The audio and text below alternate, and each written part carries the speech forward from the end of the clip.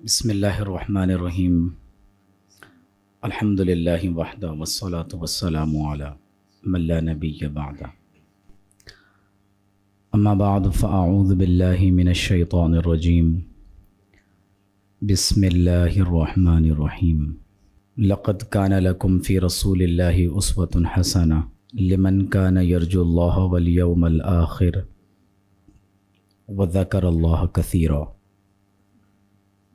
صدق اللہ العظیم وصدق رسولہ النبی الامین الکریم۔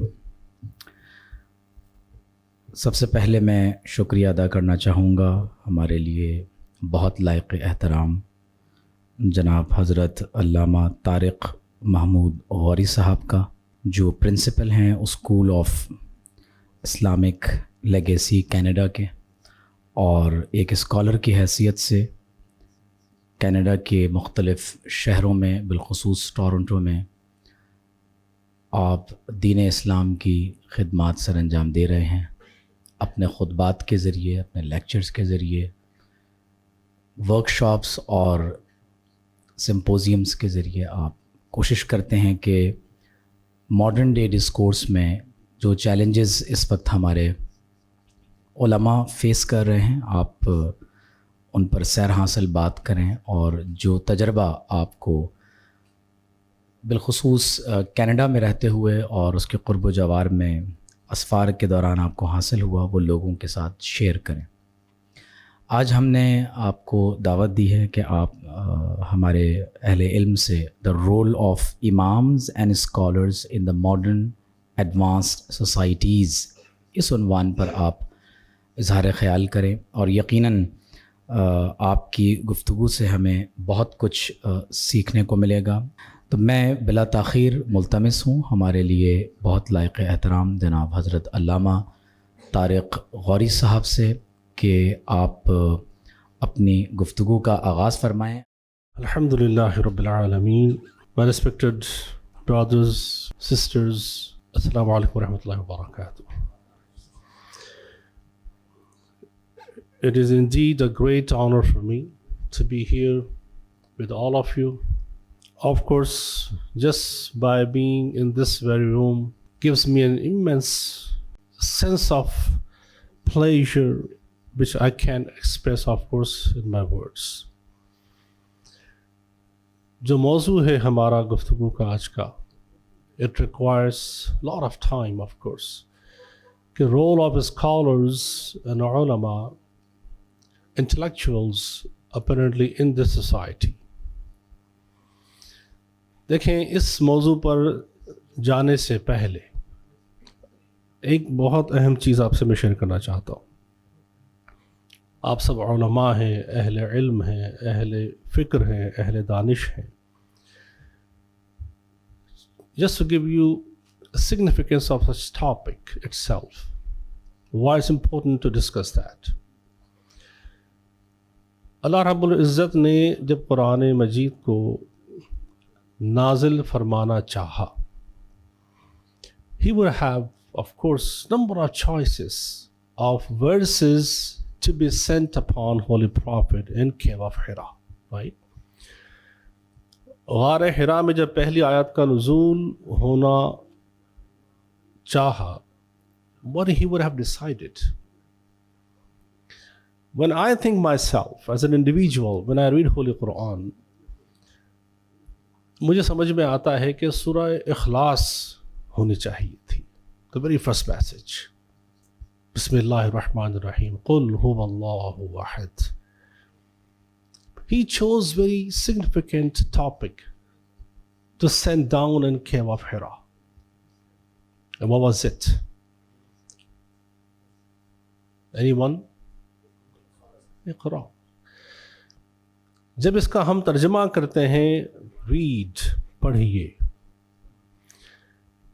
اب تفسیر میں ظاہر جانے کی نہ وجہ ہے نہ موقع محل ہے، یہاں صرف ایک میں نقطہ آپ سے شیئر کرنا چاہتا ہوں. You all have more knowledge than me, alhamdulillah, on this subject. لیکن آج کے موضوع پر گفتگو سے پہلے اس چیز کو ہم کوشش کریں گے اسٹیبلش کرنے کی کہ why we are here. جب یہ آیت نازل ہوئی اقرا، It's not just a verse itself. देखा जाए तो ये पूरा एक पैगाम है, एक जामे निज़ाम है, एक जामे फ़िक्र है, सोच है जो उम्मत को ता क़यामत दे दी गई है। इक़रा, पढ़ते रहिए, इक़रा, रिसर्च करते रहिए, Iqra, keep doing what you are meant for. Why? Iqra बिस्मि रब्बिका लज़ी खलक़. This is why you are created for. आपकी तख्लीक इसीलिए की गई है। जब बात पढ़ने की आती है तो पढ़ाने वाला और पढ़ने वाला, इस्तिफादा करने वाला सब उसका हिस्सा होते हैं, याद रखें। कंटेंट से, कॉन्टेक्स्ट से, हर शय से हम जुड़े हुए होते हैं। No one is left behind here, even though वो लोग जो इससे इस्तिफादा नहीं कर रहे होते वो भी इसका हिस्सा होते हैं। क्यों?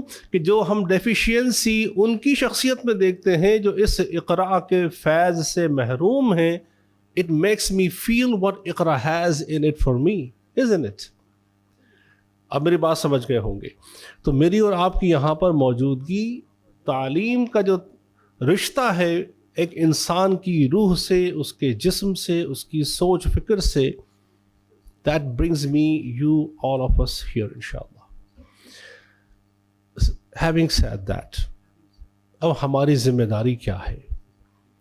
Why we are given such a great responsibility? आज आपके इस रूम में मौजूदगी का सबब क्या है? What are the goals that you wanna achieve for yourself? अब यहाँ पर देखें, एक बात को आप समझ लीजिए। अब मेरे और आपके यहाँ मौजूद होने का, आपके इल्म के हुसूल का, आपका आलिम फाजिल होने का और एक गैर आलिम शख्स का आप तखसीस किस तरह से करते हैं, किस बुनियाद पे करते हैं? Let me show you the difference. A doctor becomes a doctor for a reason. An engineer becomes an engineer for a reason. What is the reason that makes you a scholar? कभी आपने इस पर गौर किया? क्या हमारे नाम के आगे अल्लामा का लक़ब आ जाए, साबिक़ा और लाहिक़ा आ जाए, क्या ये मकसद है? आपने अपनी ज़िंदगी का जो पीक टाइम है याद रखें। एक नौजवान अपनी उम्र के 17-18 साल की उम्र से लेकर 27-28 साल की उम्र का जो वक्त देता है, आपकी उम्र का बेहतरीन हिस्सा है। आप एक मकसद को देते हैं।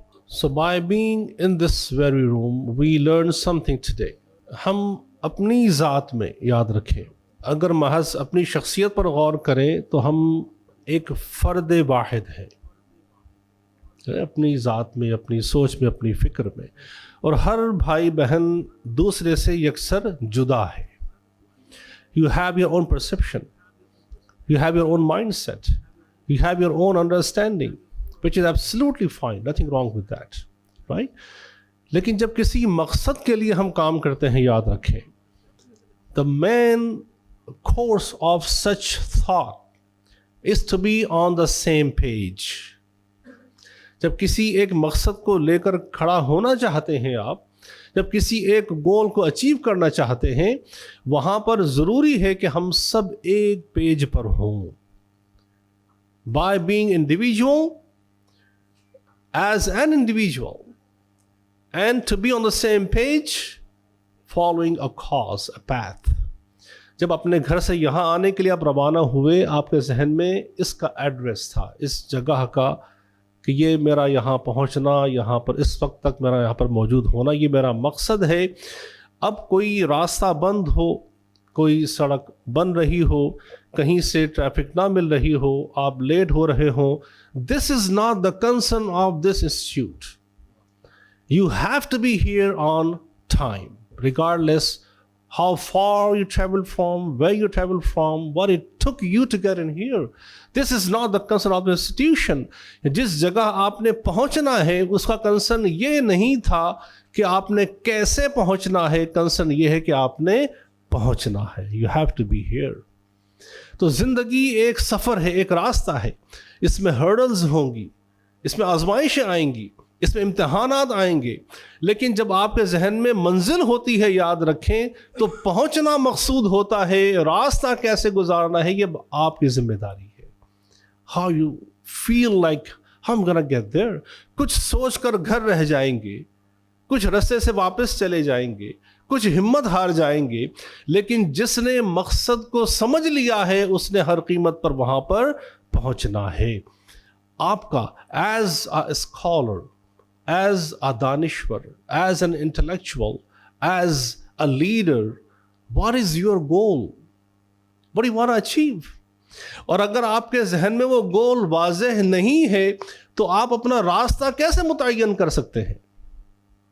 If you are not clear so far in this very moment، جب میں اور آپ گفتگو کر رہے ہیں اس وقت، اگر میں آپ سے یہ سوال کرنا چاہوں کہ آپ نے اپنا گول کیا سیٹ کیا ہے، which direction you are heading to, what is the destination, do you have an answer for that؟ کیا آپ کو معلوم ہے کہ آپ کی منزل کیا ہے؟ کیا آپ نے کبھی تنہائی میں بیٹھ کر غور کیا ہے کہ what am I doing with my life؟ میں نے اپنی زندگی کے 7-8 سال جس مقصد کو دیے ہیں، do I see myself getting there؟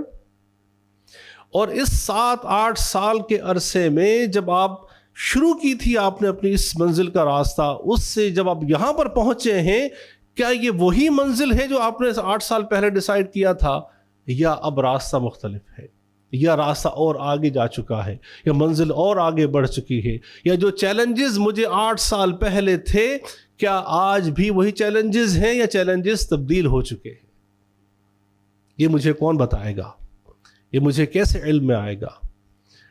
اب دیکھیں، میں نے چند باتیں رکھی ہیں. I have number of elements I can discuss. I'm just trying to just keep it together. کوشش کر کے مختصر وقت میں انشاءاللہ اپنی بات آپ تک پہنچانے کی کوشش کروں گا.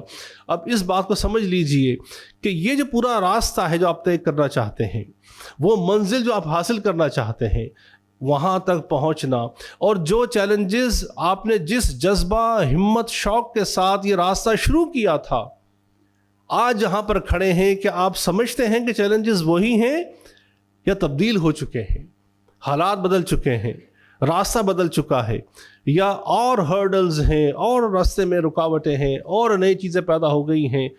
Do you see yourself ready to combat that? کیا آپ سمجھتے ہیں کہ آپ تیار ہیں اس کے لیے؟ یہ باتیں ایک عام آدمی سے پوچھے جانے والی نہیں ہیں.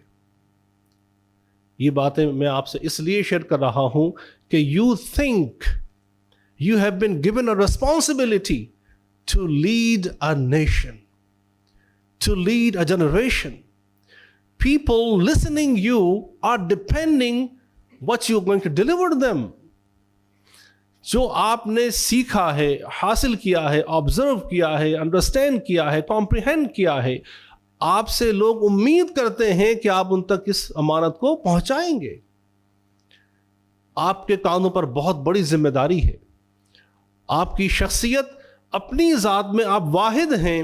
جب آپ اس ممبر پر بیٹھتے ہیں تو آپ ایک کانگریگیشن ہیں، آپ ایک اجتماع ہیں، آپ ایک سوچ فکر کے حامل ہیں جو ایک نسل کو متاثر کرنا چاہتا ہے.